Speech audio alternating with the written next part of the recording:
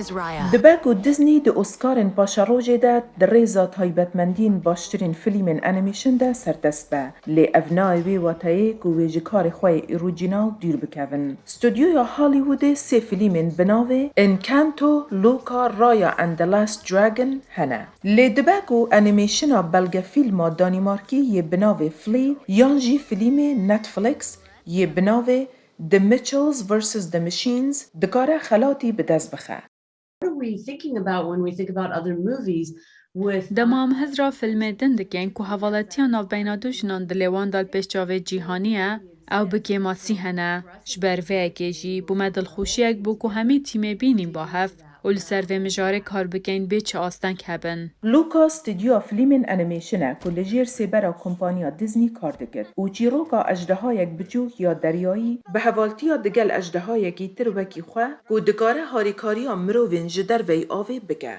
اف فیلمه لسر سرهاتیا زاروکتیا در هینر انریکو کاساروسایه. فیلم انکانتو جعالی استودیویا والت دیزنی انیمیشن و هاتیا چیکرن که سرهاتیا بنماله کولومبیایی که هزین سحره هنه ودگرینه.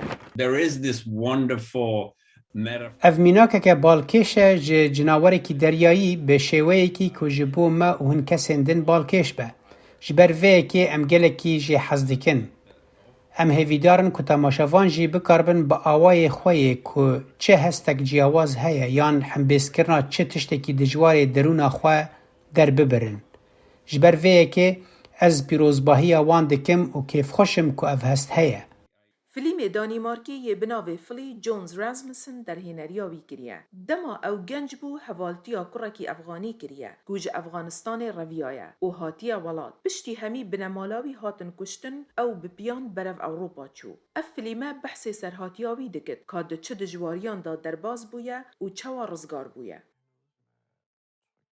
باشترین فیلم انیمیشن یه اسکار وی لشانوگه ها دالبی ل 27 وی مهه بیتا راگهاندن.